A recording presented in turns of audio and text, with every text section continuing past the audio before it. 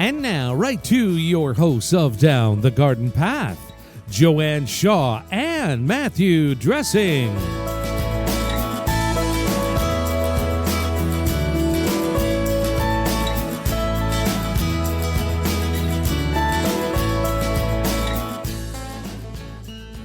Hello and welcome to Down the Garden Path, where each week we discuss down-to-earth tips and advice while doing our best to help you seasonally manage your garden and landscape. I'm Joanne Shaw, owner of Down to Earth Landscape Design, and with me is my co-host and co-author, Matthew Dressing. Hey, Matt. Hey, Joanne, and hello, everyone. Thank you for joining us. I'm Matthew Dressing, owner of Natural Affinity Garden Design.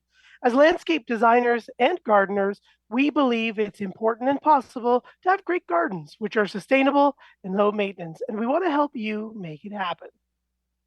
That's right. And tonight we are looking forward to chatting with George Scott, president and founder of Niagara Beeway, to discuss the importance of protecting native bee species and other native flora and fauna. Do you have questions about bees or beekeeping or Niagara Beeway? Please write us at downthegardenpathpodcast@hotmail.com. And don't forget to stick around for the end of the show for our new Stepping Stone segment, where we'll answer some more listener questions and give you timely tips for your garden and landscape this month. A little bit about Niagara Beeway before George joins us, but advocating for species native to Niagara. Niagara Beeway's objective is to protect existing native flora and fauna by restoring and creating native habitat, which services bees, birds, native plants, and animals, and provides educational opportunities for the community. Niagara Beeway's mission is to protect existing native flora and fauna in communities, restore and create native habitat, monitor and study local ecological systems, develop practices to promote native species and biodiversity, exchange ideas, information, and practices to enhance appreciation of the local ecology. Welcome to the show, George. Joanne and Matt, thank you very much for having me. Well, we're very happy to have you on board to share your wonderful journey and all the great work Niagara Beeway is working on. So why don't you start off by telling how did you get Niagara Beeway started? Well, Niagara Beeway is now an Ontario corporation, that's so we can deal with banks and other commercial issues. But we started really more than 25 years ago. And we offered a free service with our beekeeping technicians. If you were a resident of Niagara and you had a swarm in your property or something that was disturbing you, we would dispatch a technician and we would come and help you out and rescue the bees and put them into a safe home. And then those bees would come back to our bee yard for our training. So some kid is eagerly waiting for those recovered bees so that he can learn how to be a beekeeper.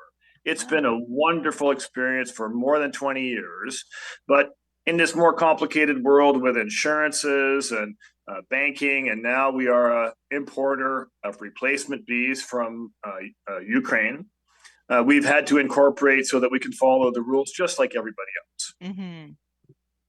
So tell us more, just when you started out, you brought bees back for like young people interested in apiary or apiculture? Are rescued bees. So those are bees like when you have a pool party and all of a sudden there's a big mass of bees on your pool fence and you're wondering what to do. You can take a can of Raid and spray them, or you can call our number and we'll bring somebody with a box and a suit and he'll talk to you a little bit about the recovery. Bees, when they swarm, are quite safe. They don't swarm to attack. They swarm to change their Wi-Fi over to the new queen so that they can go into a new cavity. And what a beekeeper does is he intercepts that swarm, which is almost a perfect replication package. Just the right number of bricklayers, just the right number of foragers, just the right number of everything that he needs to make a new colony. So we love recovering that. And we've had some splendid exchanges with people in the public where it's educational, it's fun, and the kids really benefit in one. So do you still do that now? Is that also something you still continue to do?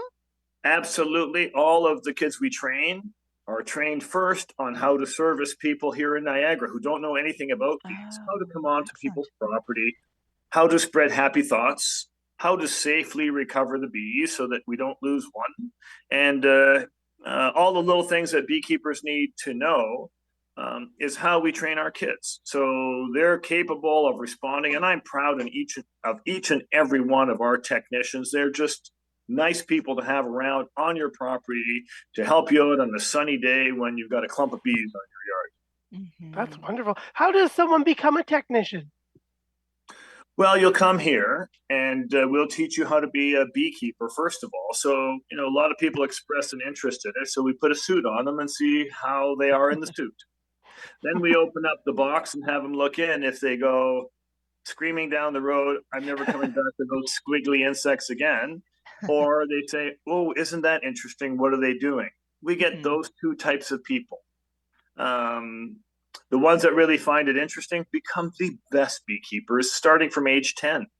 Oh, wow. Oh my goodness. I think the people that were afraid of insects wouldn't have even put the suit on, or why they even showed up. But I guess there's some people that think they can do it, right? And then chicken out. It's a step-by-step process, and we move people gently into it, giving them a little more responsibility and understanding of the equipment and how to handle the bees themselves. And when they leave here to go to your house to respond to a call because you have that kind of emergency, they're ready. They've got everything that they need. They're confident. They're well prepared. They've been on several recoveries with an experienced beekeeper, either myself or one of the other beekeepers. Okay. Wow, that's such an amazing program you have. That's so cool that you can be in there as young as like 10 years old and learn this amazing.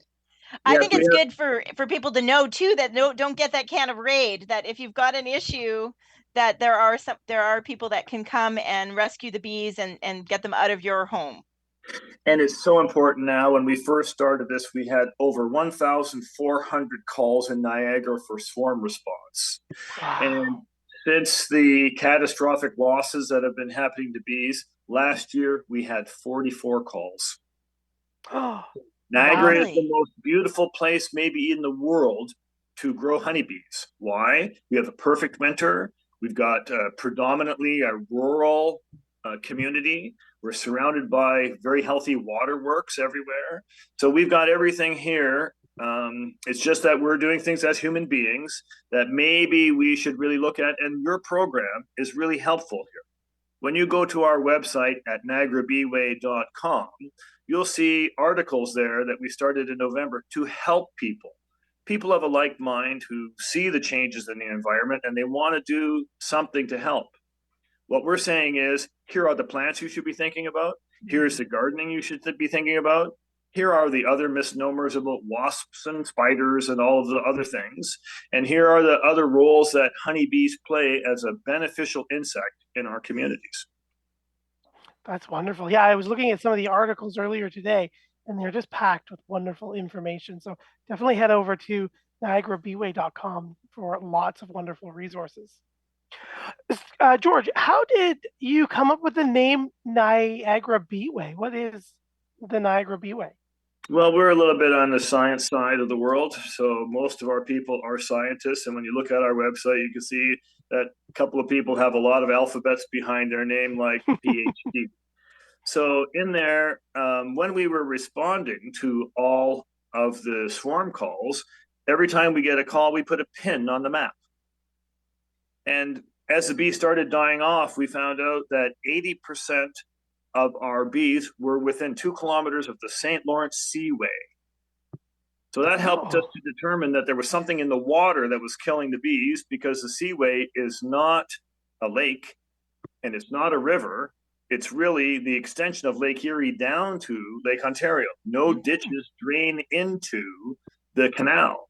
So the bees were thriving all along that 2-kilometer strip on either side of the Welland Canal, and that's part of the Seaway. Seaway became the Beeway, and that's how we got stuck with the name. No, I think it's great. That's clever. Yeah, that's awesome. Yeah.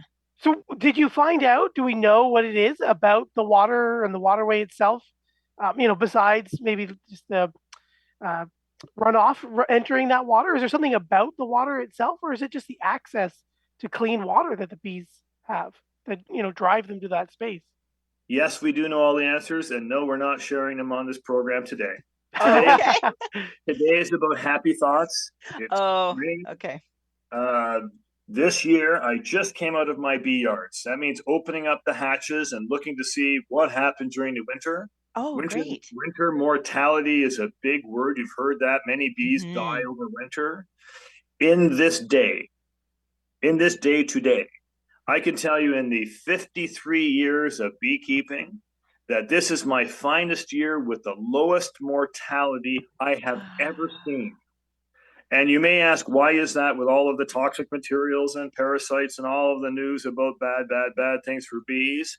The only thing that we did more with our bees is pour more love into those girls at every opportunity during the year. Put more money into every hive, more labor hours, watching for parasites, watching farmers for chemistry, making sure that they had clean water that was not contaminated, giving them the equipment, making sure that everything was sterile, a lot more man hours, but really we poured the love on them and they survived unlike any other time in the history of my beekeeping.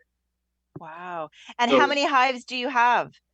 we're running a little under 200 right now, and we have several yards. So tomorrow I'll be checking all of the other yards. Okay. But many of my apprentices, I've already looked in the yards, and they said there's bees flying out already today. It was sunny. It was hot. Get your lawnmowers out, starting to come up a little bit. Don't cut your dandelions for me. No. Yeah. No, keep your lawnmowers away. Get off your lawn. We're kind of, it's too soon. So we're very happy about our public response to all the articles about plants, sustainability during drought times, and we're forecasting a summer drought of about 10 to 15 days again this year. It may be a little bit longer, but native species and sustainable practices and successional nectar provision, not all your plants in the spring, some plants flower some other time, is a good thing for bees. And if we have, by this radio show, if we can connect and convert 10% of the people who buy ornamental plants, who buy functional plants, thinking about pollinators, and those are butterflies, and those are all of the native bees, and those are the honeybees, which are all totally compatible, and also all bird food. So beekeepers put a significant tonnage of bird food up there for those hen birds who need to feed their young and only eat on the wing. With the decimation of our insect populations, the migratory beekeepers, who are our Niagara major crew, Niagara makes up the bulk of all bees in Ontario. We are the strongest interprovincial providers of pollination services. So Niagara is key to all this, and that's why we've been working in the Ukraine since 2018 to get replacement bees for the devastating times when people lose their bees and that cannot replicate them back fast enough to get to their past levels. So that's our dedication. And now for the first time, and this morning, hot off the presses. Excellent. Well, great news. Thank you. I'm so glad we get to celebrate today with us about that. Can you tell us more about the replacement bees from the Ukraine? Right. So we went to Ukraine. They are, I'm going to say, the largest beekeepers in the world. The Chinese may say something that they are, but I can never verify anything over there. But the Ukraine, they don't have major beekeepers like we do with 10,000 hives. They have 6 million hives in the hands of like 6 million people. Oh, wow. So they're all part of a family. They're all small producers. They have genetics that are regional. So we looked at all of their strains and we found a place that looks just like Niagara. Niagara's 40 miles by 40 miles. And this place is about 40 miles by about 115 miles. It's called the Carpathian Region. It's a big valley with mountains all the way around, mountains so big that no other bee can get over to breed with our Carpathian bees. So we isolated them. We grew them so that they were very strong. Now we have a bee that has a slightly longer proboscis, so it can feed on a wider range of plants. And they are a bigger bee. They are a bigger worker bee, a bigger forager, which means on windy days and cold days, they can get out there a little bit earlier. And that's perfect for the Canadian climate, like Alberta, like Northern Ontario. These are a mountain bee, so they see snow. And they're a Northern Hemisphere bee, so they fit right in here. Just having 2 or 3 colonies in your yard where you've got 50 colonies means that you get all the advantages because the Carpathian drones will mix with your drones. And now you've got that larger forager in your new queens for the next year and the year after and the year after. Oh, So you don't okay. need a lot of Carpathians, but you need to introduce these genetics for your, we call them the F2s, the second generation. Okay. So it is okay that they breed and they, you know, It is our multiply. It is our purpose. It is our recommendation as registered beekeepers here, Okay. as people who could bring bees in from anywhere. Mm-hmm. We find that these are the best bees for us, in particular, our more harsh climates like Alberta. Okay. And our Albertans have been so straightforward and so helpful with all of this that we are in debt to them. They are truly fine and easy to work with. Oh, excellent. And so will they eventually, like, because people talk about native bees versus the, I mean, I would like you to clear that up, honeybees, native bees. So will the Carpathian bees eventually become native bees here? No. No. Okay. The honeybee is as different as a rhinoceros is from a spider. They are Right. a totally different genetic with a different life cycle. There's been a lot of scientific reports on the damages that are done by honeybees to other bee populations. It just certainly is not the case. When you know good native bee researchers, and I know them, they are excellent people. We work together. The life cycle of those bees and of the native bees, how they rear their young, when they rear their young, what plants that they feed on, in many cases are completely different than honeybees. Honeybees overwinter, none of the native bees overwinter like that. Honeybees store food, none of the bees do. Some of the native bees, you don't see them in May. You see them in August. So their life cycle isn't being damaged by honeybees in May because they're not even in that life cycle. And they only feed on the plants that come in May or June or July. So that whole idea of the transmission of diseases from honeybees to other bees and other insects, I have never seen it in 53 years. I have read reports of fungal transmission and diseases and parasites and all that, and I have never seen it, nor have I ever heard of any beekeeper reporting it to me. These are only scientific studies, and they only create some sort of needless curiosity and truly a waste of time. The beneficial insect that the honeybee is and native bees together, they work together perfectly. When the honeybee populations were the highest here in Niagara, the native bee populations were the highest. When the honeybees got wiped out, the native bees got wiped out too. They are hand in hand in this environment. If anything, the honeybees take the pressure off and make plant replication so much more beneficial for the existence of native bees today. Remember, we've cut down 97% of the forests in Niagara. Yeah. So we've done a little change to the environment. So to say something is affecting the native bees, well, have a good look in the mirror at all of us. And before you start pointing it, or go and yell at your neighbor for the native bees that are splattered on his windshield because he's killed more bees than all the beekeepers together. So those are just false statements, but they're out there, and we do attend to it on every talk. Yeah, well, that's good. Well, we've got a number of questions that are popping in. A lot of people excited about you joining us on the show. Monique started out with hello to Joanne and Matt. Couldn't miss the radio show tonight. Wondering how hard it is to actually start a bee yard. Thank you. Well, Monique, it depends where you are. If you are in Niagara, maybe the best way to start, and this has been our most successful project over the last 3 years, is the Host a Hive program. You've got a property somewhere, you want to know a little bit more about bees, but you don't know anything. You watch YouTube and you're highly educated now, but maybe the Host a Hive is the thing for you because it's like your pool maintenance man or your window cleaning guy or your lawn service. You push a button and the lawn service is done. And to host a hive, you push a button, the hives arrive at your property, they're fully serviced, and then on Labor Day, they are taken back to our bee yards again. So you get the whole season of pollination service in your neighborhood or wherever your house is or wherever your farm is. But you don't have to do any of the registration, pesticide, pest control products, additional equipment, monitoring, balancing. All of those things are done for you, just like your pool maintenance man cleans your pool. You enjoy all the benefits of it. Your garden enjoys all the benefits of it. And that host a hive has quadrupled in interest and clientele in this year. So we're so proud of it. We're so happy with the responses that we're getting and the return customers who want more and their friends who they talk to who also want it. That's how this is spreading.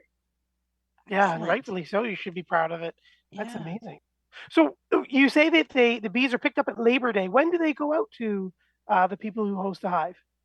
We normally look at just after the May 2-4 weekend. As soon as the traffic's off the road, beekeepers bring bees at night so that they're all in the box because the girls all stay home at night.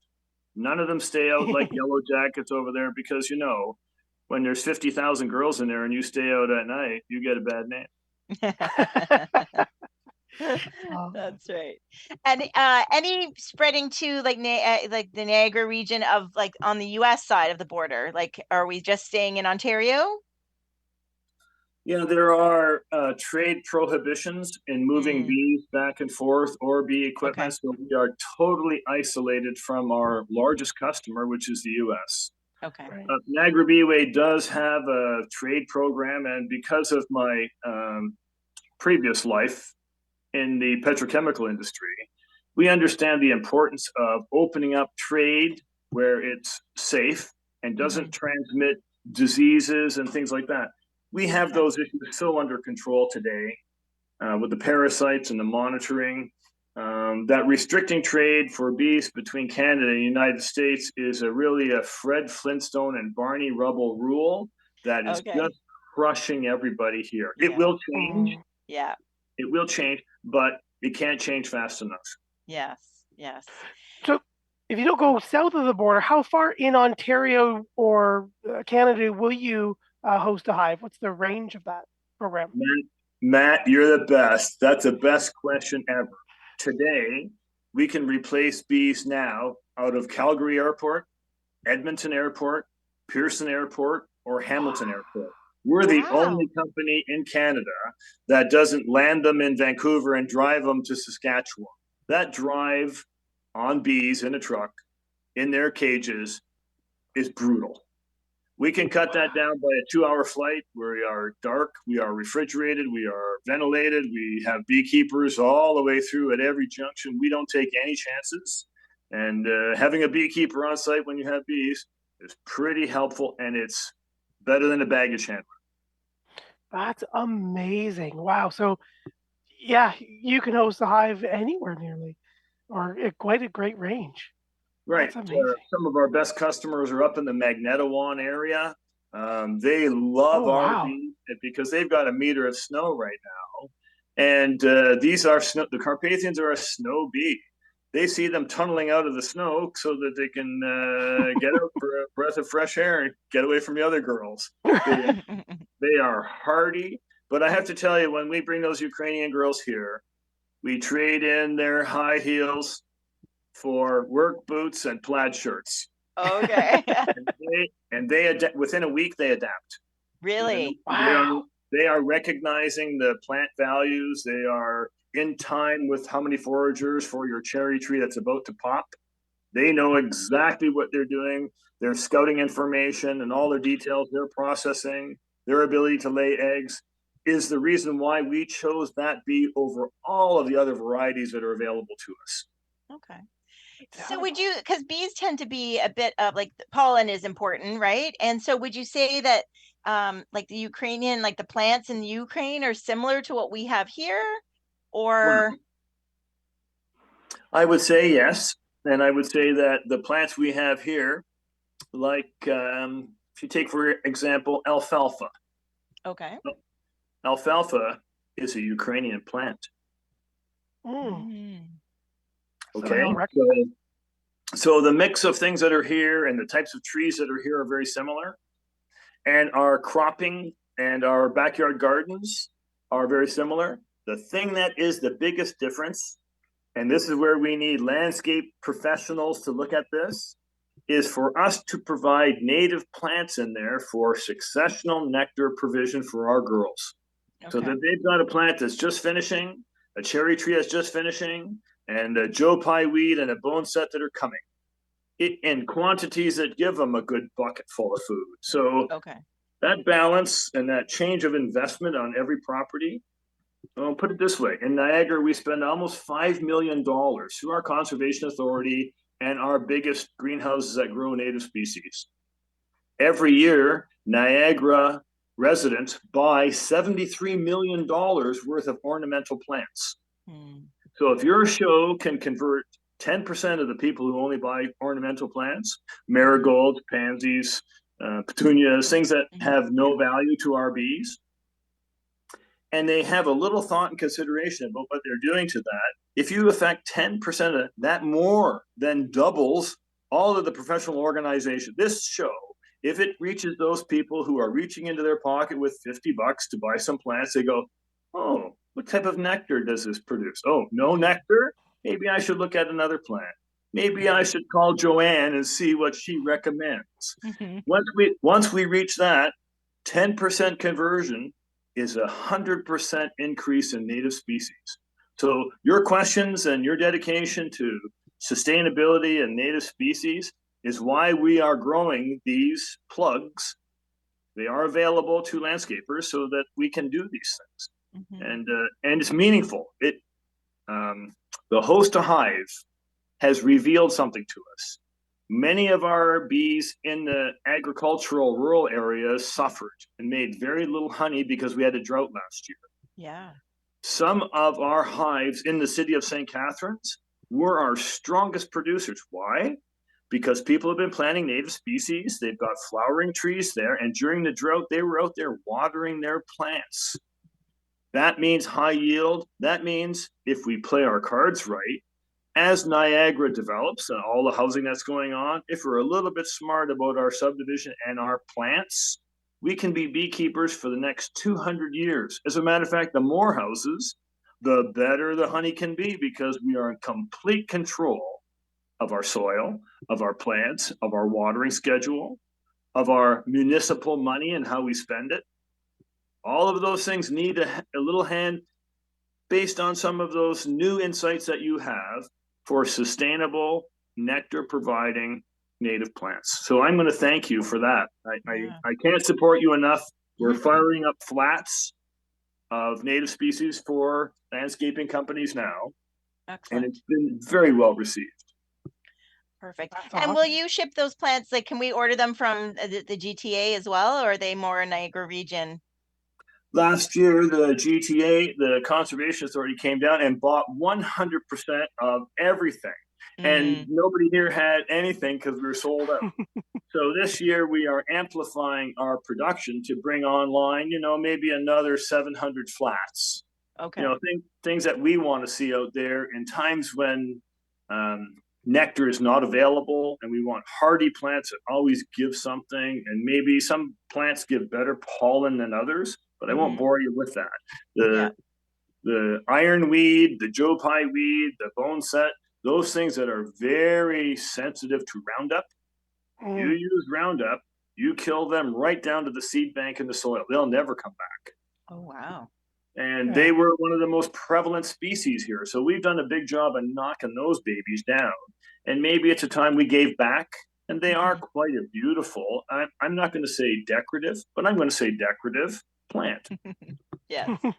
Yeah. Very nice. Just as we hit the halfway point in the hour, I'm going to jump in and just say thank you to everybody joining us here live on Reality Radio 101. Thank you as well if you've downloaded the podcast and maybe you're listening at home or on your ride to work. I'm Matthew Dressing here with my co-host and co-author, Joanne Shaw, and you're listening to Down the Garden Path. Joanne and I enjoy hosting Down the Garden Path each week, bringing you interesting and relevant topics to help you achieve a great garden. We learn right along with you. from our research, and from the wonderful guests that join us here on the show, such as George Scott, tonight from Niagara Beeway. Don't forget you can spend more time with us down the garden path. Follow us on Instagram and Facebook at Down the Garden Path Podcast is our handle there. You can also find us on your favorite podcast provider. And while you're there, please hit that like and subscribe button to be notified of new content. And don't forget to share and leave us a comment. We love hearing from us. You can or hearing from you. We like to hear from ourselves as well, but hearing from you. You can always write us as well, Down the Garden Path Podcast at hotmail.com.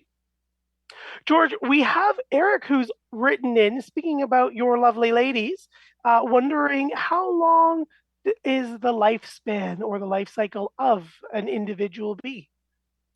Another great question. So the average bee that you see in your garden lives without predation, like bird eating it, or damaged, broken wing, or some injury. They live between 35 to 37 days. Okay. About the end of August, the queen will start saying, you know what, I feel winter coming on. She'll start laying a different type of egg. This is called a winter bee. A winter bee lives 137 days. Oh. So the queen bee gets to know her eggs and what they're doing, so she can determine that. So early August, she starts laying a few winter bees, and then as September comes more, and then November, that she's laying sheets of them so that she can get those bees ready that aren't dying all through the whole winter season. The winter bee is slightly different in many regards. Put it this way, if you are the queen, and you know all of your mates, all 20 of them, they all gave slightly different offspring. Some made better wax. Some were better guards.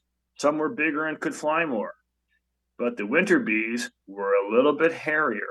And it's always nice when it's cold in the winter to hug onto your hairy sister, if you know what I mean. Yes, for sure. However, it's so fascinating. Hairy, oh my god. Being hairy and flying like the foragers who are smooth, those smooth girls can slide through the air like crazy. But when you're hairy and you get one drop of water on you, it's just like carrying 2 buckets of cement. It's a boring, bad day. Bad hair day, we call it. Yeah. Oh, that is so fascinating. Oh my gosh. Yeah. So we do have another question with from Jody. She's saying, what is considered a native bee and how far in miles in relation to location is considered a native bee? Yeah, do you follow? For native bees, if you go to our articles on Niagara Beeway, we talk about hornets and wasps and all of those different things. Most people, when they get stung, 100% of the people blame honeybees. I am allergic to honeybees, and they swear that they're honeybee. They saw the honeybee, they put it in a jar, they bring the jar, and it's a yellow jacket. I can't tell you how many times that's happened, but the honeybee gets 100% of the blame, and he is actually less than 10%. There are 119 biting, stinging insects in Niagara, for which honeybees get 100% of the blame. The blame, yes. Well, George, as a landscape designer, I can't tell you how many times I've been asked to do a landscape design, and the clients want flowers and want seasonal interest, but don't want bees. Don't want me to plant anything that's going to attract bees. So it's like, so this education is really good and really important, that we need bees. The flowers need the bees and the bees need the flowers. Not only that, but for the next 200 years, if we make decisions to be not an ornamental society, to be functional, your gardens play a big role to the kid who lives 5 houses down and his dad's got a flat garage roof and he's got 10 hives there. He makes your polysaccharide. He makes your sweetener. He makes a high quality product, and everybody in your neighborhood is encouraged by him not to step on their decks and shoot a can of Raid there before the party. Just to maybe lighten up on the use of pesticides, because your next door neighbor is also your honey supplier. If that's going to be important now, food sustainability, food quality, that's something that we can do an active thing about. However, if you prefer to be earrings on a pig, then you can join the Ornamental Society. Nice. Yes. Going back to the bees and the biting and stinging insects, do honeybees bite at all? I think I maybe missed that. Can you ask that again? Sorry. Sorry, so just going back to the biting and stinging bees and insects. Honeybees might bite or sting if provoked. Is that what you were saying? Yeah, oh, absolutely. The honeybees are equipped with a harpoon. In order for Okay. them to use it, they die, but that is to guard their treasure. Because Yeah. they store food, unlike any of the other bees may sting for a living. They paralyze their food. They're meat eaters. Right. They eat honeybees. Yellow jackets are a big problem because they'll come in and attack us. They're heavily armored. They can come right into our brood chamber and rip larvae out and bring them back. They're meat eaters. Oh, And wow. they sting for a living, and they don't mind chasing you when you're in your lawnmower and they're in the grass, and they're going to chase you away. But I have 10-year-olds who sit for an hour at 12 o'clock in the afternoon on a sunny day watching the girls go in and out and in and out. And I say, come on in for lunch, and they go, I'll be there in a minute. And what are they doing? They're learning. They're watching.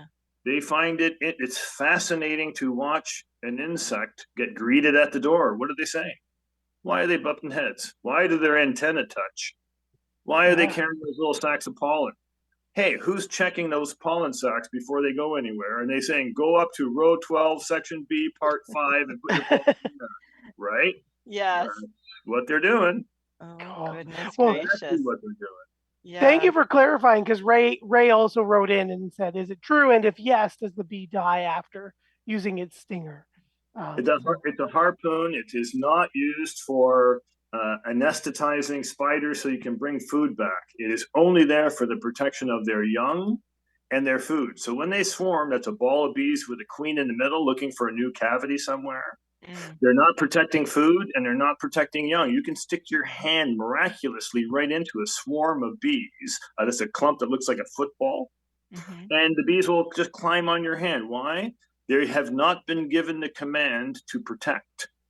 There is nothing to protect. So they are not wanting to be noticed, and they're not willing to spend their lives because they are needed to do something in the new hive. That's why they were chosen by the new queen to find a new cavity. They are a swarm on the move. So when your technicians go out and they have their bee suits on, do they use gloves or do they use their bare hands to gather the bees to relocate them? Everybody's different. I tell everybody to suit up completely. Every once in a while, you'll find a swarm that's behaving poorly. It coagulated somewhere else on someone's yard. That person took a hose to it or put Raid on it. So it drove them into a frenzy. They're not behaving properly. By the time they recoalesced in someone else's yard and they called us to come in there, they'd already been hit with an insecticide. So now they're not behaving properly. Now they don't know what they're doing. You could get stung by that because someone's attacked them. Right. Okay. That makes sense. Yeah. Right. If you're gentle and you move at a certain beekeeper rate, and don't call us lazy workers just because we're moving at that speed, okay? We're doing lots of work. Yes. But it doesn't startle the bees. And that's the first thing that the young kids learn, how to move at that speed. They can pull frame. I have 10-year-olds pulling frames right out of hive and saying, is this one okay? And they gently put it back in there, and they are so good. They're so capable. It doesn't take big, strong arms like you have, Matt. A 10-year-old can be very serviceable. He can take a lid off. He can pull a frame out and say, hey, this one's okay. And then put it all back together again and go to the next hive. So with the right guidance, they have the strength. Personally, we prefer high school students because they get off in May and they go back on Labor Day. And we need them from May until Labor Day. So we're hoping that kids can run 50 hives, put 60 grand in their pocket over summertime, take a little pressure off of mom and dad for their university education, and get out of high school with 100 grand in their pocket because they've been beekeepers for 5 years. We're hoping to generate that level of urban interest and urban data through the Host a Hive program. Okay. That's amazing. That is amazing. So Yeah. Yeah. No, we're like, so if someone wanted to host a hive, like I'm in Pickering, for instance, so I can get to the Toronto, airport to pick them up. I don't know if that's still too far, depending on the traffic, but what else would someone in, let's say, Durham region, that's a little east of Toronto, need to be a hive host? Sorry, we are limited only to Niagara. Oh, And, okay. and that's just simply because when we bring them back to our yards here in Niagara, it's just a matter of fuel per hive, number of visits per term, even getting as far as Stony Creek and Hamilton. Those are 90 minutes extra Okay. of driving. Okay. And when you add 10 of those up, that's 900 minutes. That's when we go to someplace like Kitchener, we just can't do it efficiently. And to my knowledge, we are the only people really who are offering a program like this. Niagara's nice because it's 40 miles by 40 miles. Yeah. Man, everybody knows each other too. Yeah, pretty much. for sure. For sure. So I guess I misunderstood then. What were you saying was that can be delivered to those 4 airports? Was that more of the Carpathian bees? Like those are the replacement bees. Oh, okay. Okay. Sorry, I confused that. Yeah, when people want to increase their colonies early, you can put bees in a box. You can wait till mid-May and you can buy a few sheets of brood with bees called a nuke. You can put that into your box. Either way, you can make your own beehives with those replacement bees. So it is the replacement bee package that we're saying this is much easier to use than a nuke. You get lots of bees in that package and a brand new queen ready to go. And it's like catching a swarm. So we are interested in all of the data we'll be getting this year by providing beekeepers who need bees with all the bees that they possibly could use. That's our intention. And we have significant capacity. We built up since 2018, we built up the capacity to service Canadians with 20,000 packages of bees. That's a lot. You only get maybe 800 in an airplane. So that's a lot of airplanes. Right? Yeah. Yeah. That's about 10% of the imports that come in here already. So Niagara Beeway is at 20,000 and that's our maximum capacity and we're not there yet. But at 20,000, we are less than 10% of the supply market. So we're a big fish in Niagara, but a small fish everywhere else. Yes, in Canada. So are you in partnership with other like-minded organizations across Canada? Like, is there a federal kind of umbrella, or is everybody kind of? Well, we're still medieval in our organization as an industry. We're not like the egg marketing board, the chicken marketing board, the dairy segment, the wheat segment. All those agricultural segments have different revenues. The beekeeping segment of agriculture is at the bottom because there just has not been all provincial agreement, pricing control.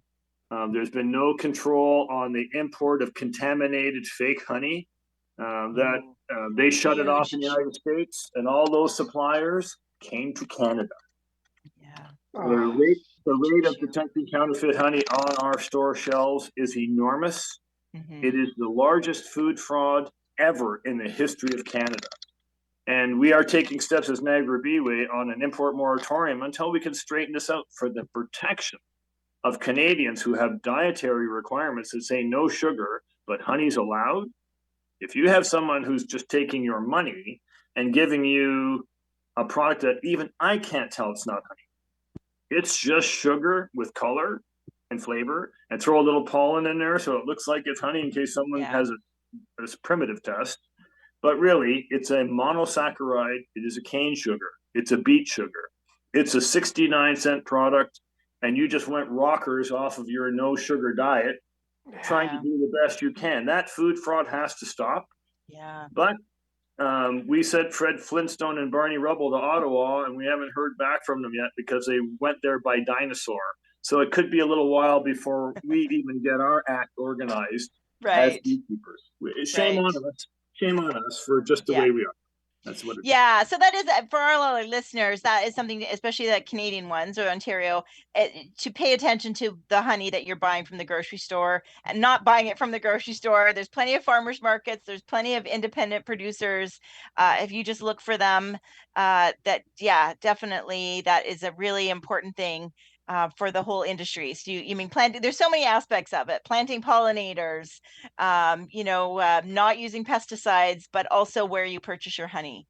It's very important. So if you go local, and every Yes. neighborhood should have a local supply of its own sweetener. I know that sounds like a crazy thing, but think about this over the next 200 years if you don't do it. Yes. Yeah, very true. Definitely. Very easy to do with small changes to our high school kids, to our neighborhoods, to our planting. The whole, let's plant 1 million trees in Niagara. That's 2 trees per person. Yes. Okay. Wow. How about a neighborhood? How about a neighborhood that buys 35 flats and everybody puts in their garden borage and Joe Pye weed and boneset, some of those other pretty ones, and all of a sudden they become a 700-pound honey producing place. Yes. Yeah. So are you collecting the honey? Like, do you then collect the honey as well and then sell it? Yeah, we have a full extraction here. So, we bring kids in and we show them how to uncap the honey when it's capped, to put it into the centrifugal separator. So they spin the comb around, the wax stays in perfect shape, and the honey flows right out into the centrifugal machine. Then we put it through a coarse filter, and that is raw, unpasteurized honey. That's the most nutritious product that we can produce. Wow, amazing. And now you have, the high schools or the 10-year-olds, the young ones coming and becoming technicians. Does Niagara Beeway have a place where people can come and visit and kind of be introduced to your whole process and watch the uncapping of combs and just kind of experience as a visit or a kind of an event or a tour? We do that with friends and people who are seriously interested, but we have been in the delivery of educational outdoor services to the public, and we're just not insured for that. Although we do take out specific insurance because our property is more than 1 kilometer long and has a 35-acre forest here in Wainfleet. We have really what we call the grade 4 path. So 5 adults with 25 kids, 5 kids each. They can walk through the forested area. It's a 6-foot wide bush hog cut maintained pathway through there. And we have a Conservation Authority biologist or ex-Conservation Authority biologist or somebody speaking about the architecture of the forest, the type of plants, whatever is in season, if that's a cat, rat, elephant, salamander, whatever it is. That's what they talk about. And the kids get so much out of it. You can tell by the artwork they send us a week after. Here's a picture of the owl we saw. And there's 100 kids who draw. We saw 2 owls. One was a baby. And it sticks with them. I've had kids come back here and say, 3 years ago we were here, and we remember when we saw the turtle. Yeah. Oh, that's so good. Yeah, we saw the bees go in and out, and we drew pictures of bees for and we have a whole bee place in our classroom, and blah blah blah. It has way more impact on the kids than playing with a screen. Yeah, for sure. Oh yeah, that I could see that for sure. Well, we just had a really great compliment for one of our listeners, George. He says this show is one of the most amazing shows that I've heard from Joanne and Matt. So thank you, James. And he says, okay, what should I plant for the bees? And I want to tack onto that because you said the number of plants. So planting one thing of Joe Pye weed may not be enough. So when you and I know that's a whole article and that's someone we're going to do another show to talk specifically about that, but if you can leave our listeners with a few of your recommendations. Those recommendations are on the website in those articles, so it will tell you the plant, its name, maybe even where to get it. There are some excellent suppliers down here. Sassafras Nurseries is owned by Chris Dorado. You won't meet a finer guy than Chris Dorado. He can help you. He's online. You can call and get flats from him or from me. We're firing up all those things. If he needs anything, I can supply him for his over needs. And the more we can do, Joanne, the better it is. Okay, perfect. So we'll have a link to that on our website. And would you say that three of the same plant, George, is beneficial for that succession of nectar? When we put our plants in, we normally make a 1 foot hole with mulch around it. So that's 1 foot by 1 foot hole. And we put 5 or 6 plugs in there. And we normally use 2 different plants in there, just in case one doesn't take, right? Yeah. But we put 5 plugs of each one in there so that we get a big boost of it. So we really see it. If you're putting in something like swamp milkweed, these are going to be perennials. So putting 5 plugs in there gives you a good chance to get your rhizome roots really established. Putting 1 here and 1 there and 1 here and 1 there, we found that that is actually not a good idea, because what it does is it brings more of the predators. When we went to the Niagara Region butterfly garden that they put in Chemung Parkway for the employees of the Niagara Region to come out and sit in the lovely garden, it costs a lot of money. And when we went there 3 days before the grand opening, we did see the beneficial insects. We did see the beneficial butterflies. We did see the beneficials. But the predators were 10 times higher than anywhere, because you made a little oasis and asked the baby zebras to walk by the lions on their way to the water. We want to take that same amount of money, put it into the hands of farmers who can make a strip 2 plow lengths 18 feet wide from Lake Erie to Lake Ontario that are 1 kilometer long. I don't know, you go up to a farmer and give him $3,000 in a bag of seeds and tell him to plant along his fence line, and you know what he'll do? First of all, he'll give you a big kiss, a giant hug, and take your $3,000. Yeah. Okay. Or you can spend $70,000 and make a municipal pollinator garden and forget about all of your farmers in your municipality. Yeah. Get some input from the farmers if you want to do the job right, because they've got the equipment, the know-how, the soil, the drainage. They are the go-to guys. They need to be included in this, not just the ornamentalists. Right. We need both. We need both, but farmers are the best. How's that? Okay, they are, yeah, for sure, and it definitely is turning. I think, as you know, every in COVID, everybody was, every client was asking for a vegetable garden that never asked for a vegetable garden before, and fruit trees and things like that. And now people are asking for, in addition to those, native plants and pollinators, and really being much more aware of those. So that is exciting to see that the tide is turning. Oh, absolutely. There are many like-minded people. I can't tell you how many we're meeting now that we have a good communications director inside the company. I can't tell you how many people who are thinking just like you, who want to do something. They are obviously seeing things for themselves. And when they have too many tomatoes, they take a basket and they put it in the apartment building where all the old people live down in the corner. Yeah. And that is such a treasure to come out of a backyard deck with a couple of big pots on there and way too many tomatoes, to being generous enough to have somebody who's buying those tomatoes for $1 a pop. Okay, so that's a contribution to people who eat tomatoes every day, but they don't grow them, and you're helping them in a little way on your deck with a pot, with a little 10-foot garden. Yeah. Excellent. Well, thank you so much, George. The time just really does fly. We appreciate you taking the time out of, I'm sure, your busy schedule as the bees start to wake up to join us and share all this amazing and wonderful information with us. Thank you so much. I'm feeling really wonderful today. This little interview, I'm hoping that it reaches people so that they can get back to us. I'm full of happy thoughts here. Last year at this time, we had 100% mortality.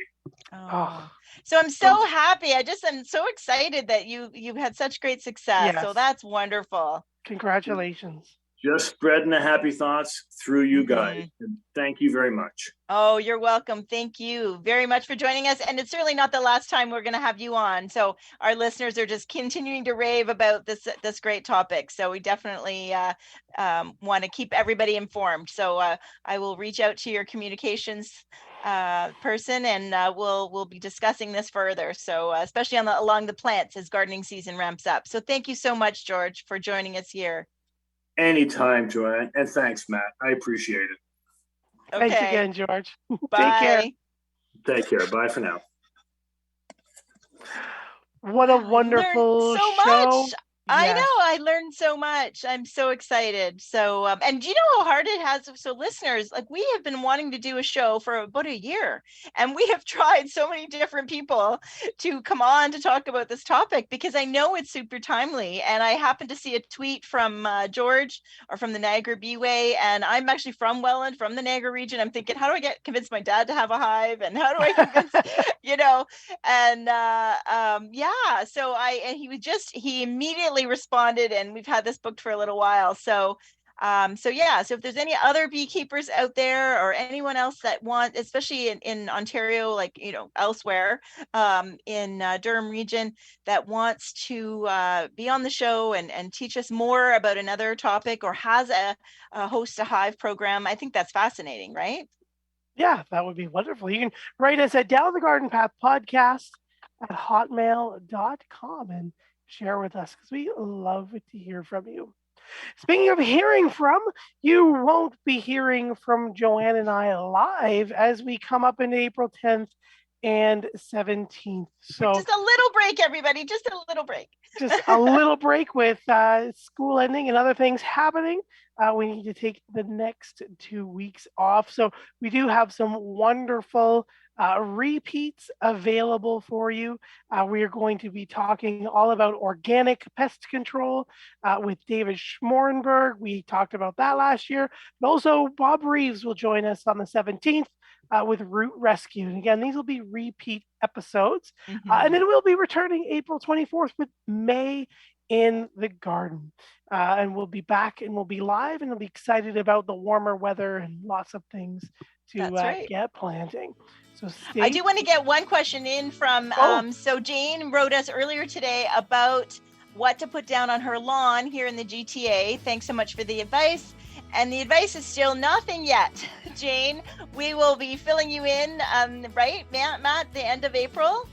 In May in the Garden. On May in the Garden. So the grass is still wet. It's not really growing. Nighttime temperatures are still low. So there's no reason to get out there and walking on your lawn. So there's nothing really you need to do yet. That's right. And thank you, everybody else. We had an overwhelming response this evening with questions. We apologize we couldn't get to all of them, but we do appreciate that you took the time to think of George, Niagara Beeway, and ourselves as well. Thank you, everybody, for tuning again in live here on Reality Radio 101. Don't forget, you can find us on YouTube, as well as major podcast providers for all current and a number of past episodes as well. Until then, until April 24th, everybody take care. We hope you all are all well, and we look forward to talking to you then. Bye Take for care. now. Bye-bye.